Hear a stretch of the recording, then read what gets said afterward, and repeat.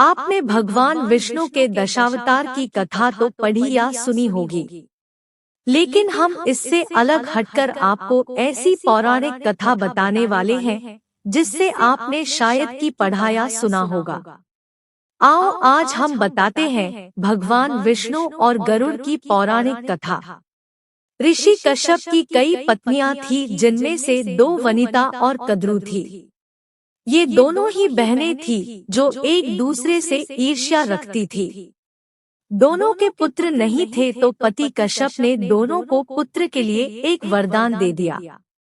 वनिता ने 2 बलशाली पुत्र मांगे, जबकि कद्रु ने 1000 सर्प पुत्र रूप में मांगे, जो कि अंडे के रूप में जन्म लेने वाले थे। सर्प होने के कारण कद्रु के 1000 बेटे अंडे से उत्पन्न हुए और अपनी मां के कहे अनुसार काम करने लगे।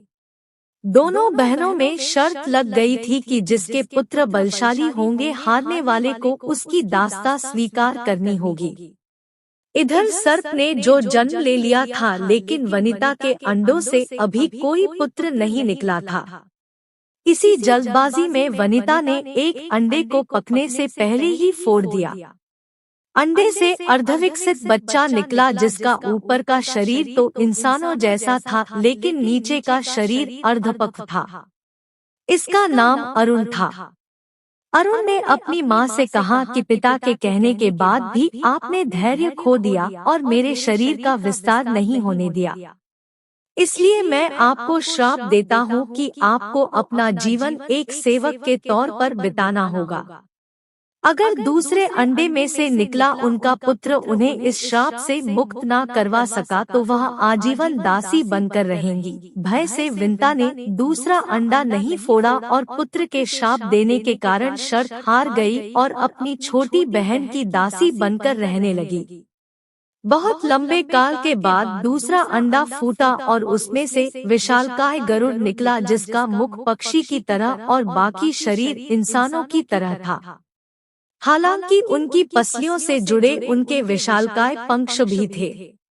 जब गरुड़ को यह पता चला कि उनकी माता तो उनकी ही बहन की दासी है और क्यों है यह भी पता चला, तो उन्होंने अपनी मौसी और सर्पों से इस दासत्व से मुक्ति के लिए उन्होंने शर्त पूछी।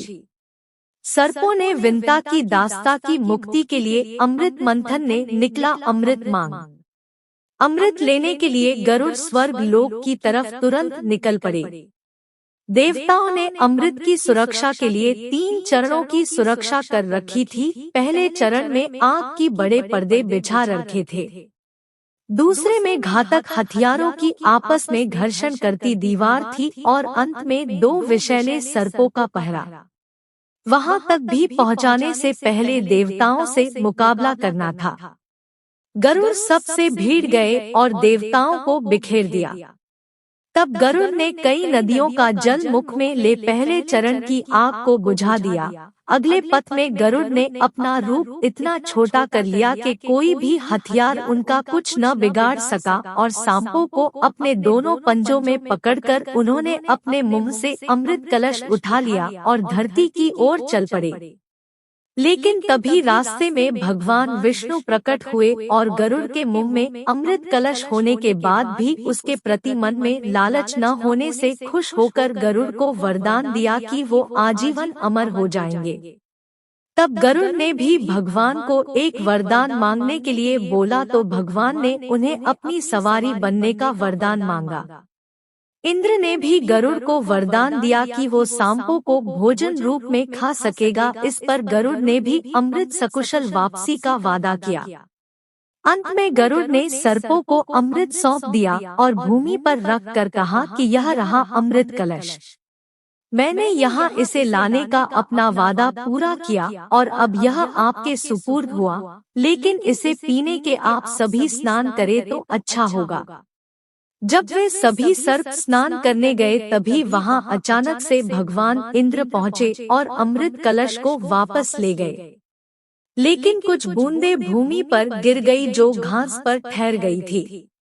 सर्प उन बूंदों पर झपट पड़े, लेकिन उनके हाथ कुछ न लगा। इस तरह गरुड़ की शर्त भी पूरी हो गई और सर्पों को अमृत भी नहीं मिला। दोस्तों, आपको यह कथा अच्छी लगी हो तो चैनल को लाइक शेयर सब्सक्राइब अवश्य करें। धन्यवाद।